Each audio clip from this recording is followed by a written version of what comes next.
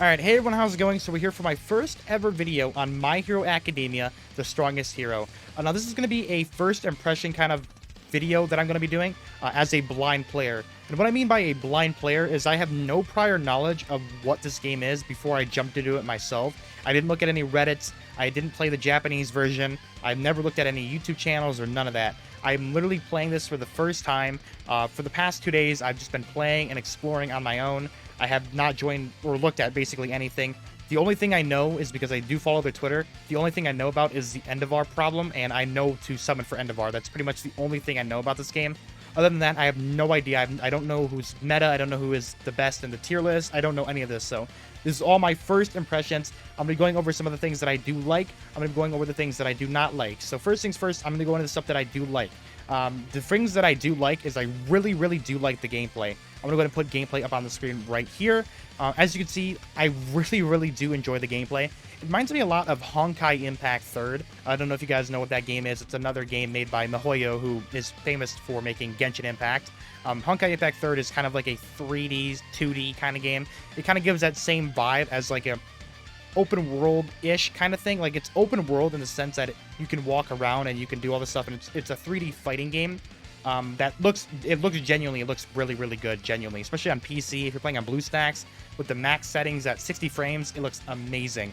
And personally, I think this is one of the better looking gacha games out there, and I definitely do think it deserves a like for me in terms of that. It looks really, really nice. One of the things that I did like, and I don't know if this is going to relate to just how early I'm playing this game, because I'm assuming this game has just came out, as they're still having all of this release stuff.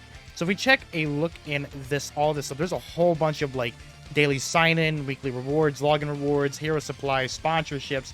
You have monthly cards, you have weekly cards, you have battle recruit tokens, you have gift pack exchanges for codes and all that stuff. There's also all these rewards for these chapters and all that stuff. So I mean, this is really, really nice, but there is still one issue that I do want to talk about, and this is going to get into stuff that I do not like, and that is going to be the stamina system.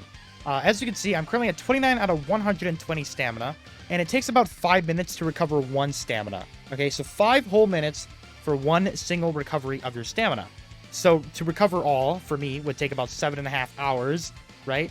The only problem is that you don't get stamina on level up, which I think is really, really weird, especially for a gacha game of this caliber, where you want to be engaged in the story and you want to be playing, and there's a whole bunch of content for you to do and stuff, and there's all these, you know, sponsorships and monthly card benefits, and you want to get these level ups so you can spend that money, so you can, you know, they want to get your money, right? So you can't level up if you don't have any stamina. So why don't you get stamina on leveling up is very, very confusing. But I think it's really, really weird how other gacha games are known, and it's basically like common knowledge that if you level up, you get a stamina refresh. And like all these competitive gacha games out there, like you get stamina refreshes on level up, right? But for this game, for some reason, you don't. And you have to head to the hero supply and spend your valuable gacha coins to get stamina, which I think is a little bit ridiculous. So the stamina system overall needs an overhaul. Hopefully they do fix that, but it's a small nitpick in my opinion, but it does kind of gatekeep people from playing the game, which, I mean, if you're a gacha game, you want people to continue to play your game so they have a higher chance of buying stuff, because the longer they play your game, the more likely they are to buy the stuff. That's how the graphic works, right? So hopefully they do end up doing an overhaul on this, but, I mean, it's just a small nitpick in my opinion, and let's talk about gacha next. Other than that, I mean, I think these, like, little packs that they have, like, these time packs, I mean, I think these are cool and whatever, but these are, like, this is really, it's like $25 for 5 single summons, and then I'm assuming a random 4-star, 5-star support card. I mean, this is decent, I guess, but, like, for 25 bucks, I don't know if that's worth it, but, I mean, there's, like, if we want to go straight into the gacha, which this game is completely based about, here we go. So here is all of the top-ups that you're able to do and able to get. You have $100, it's going to give you 12,000 the first time. I'm assuming after that, you're going to be getting around maybe 8,000, around there. I'm not sure how much exactly. Maybe 7,000 or 6,600. I'm not sure. But I believe a multi-summon is 2.5 thousand, if I'm correct. Let me go ahead and pull up the recruit thing just to make sure that I'm right. Let me see. Yeah, it's 2.5 thousand hero coins per multi. So we check here. $100 gets you barely even more than 2 multis, which, I mean, I mean, 2 multis for $100. I don't think that is very, very good. Considering there's other games out there that you could spend $30 or $40 or $50 and you can get 2 multis or 3 multis. I know there's other games like Dokkan Battle. I know they're pretty expensive. I believe it's like, what is it, like $35 or something for 91 stones, which is, I believe, 1 multi here. Let me pull up. I actually have the game pulled up right now. Let me go ahead and check. So it's $44.99 without the sales to purchase 91 stones, and 50 stones is a multi-summon. So let's go ahead and double that, and that's 182 stones. So $89 in Dragon Ball Z Dokkan Battle will get you 182 stones, which is 3 multis and a little bit like hanging off. That's without sales. This game, $99 without sales, will get you 2 multis. $99.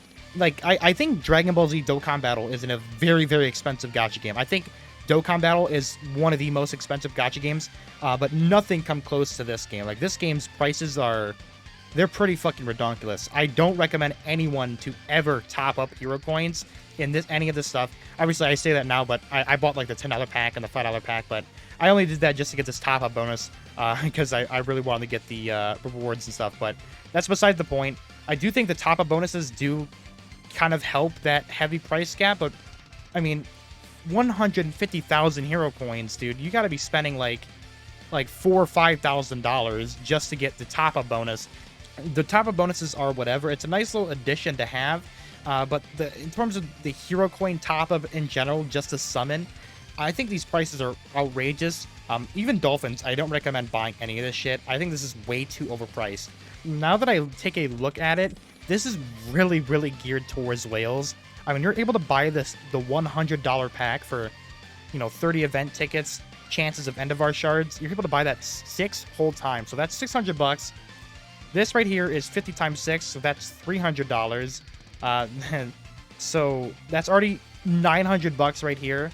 And we add this in. Let's say you buy the Endeavor special box. Let's say you buy all these. You're spending a grand total, if you want about all of this stuff, all of these exclusive limited time packs, this is going to cost you $1,000 if you want to buy it all out and not have any of it like remain. But yeah, this is really, really geared towards whales. I mean, $1,000, man. That is a lot of money just to buy all this exclusive stuff. So I don't like any of these prices. I feel like these are way, way too overpriced. So I did want to take a look at the gacha system as we're on the topic of, the top-ups and all that stuff. So we go ahead and open up the recruit section. This is going to be the gacha system for the My Hero Academia game. As you can see, they do have a pity system. They have, support cards and passive cards.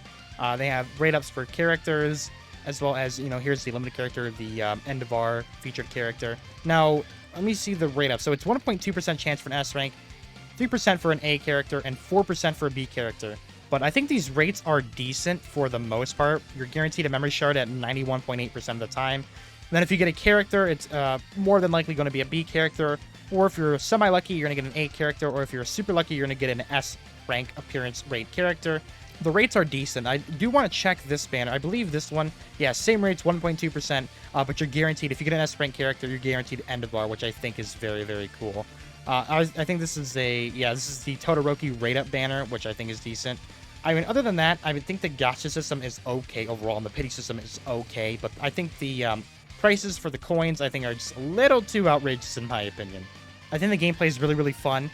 Considering I've only played about 2 or 3 matches of the PvP, so I think the PvP is overall pretty decent, and I think it's pretty fun, honestly. But in my opinion, I think this is a pretty decent gacha game, and if you like My Hero Academia, which is probably the only reason why you're going to be playing this game is if you like My Hero Academia. If you like My Hero, I think this gacha game is a pretty good pickup. I don't recommend spending any money though, and that's pretty much my opinion on this. So. And if you guys want to see more My Hero Academia, the Strongest Hero videos down in the comment section down below. Thank you everyone for watching, and I hope you guys all have a wonderful, wonderful day. Peace out, and I'll see you guys all next time.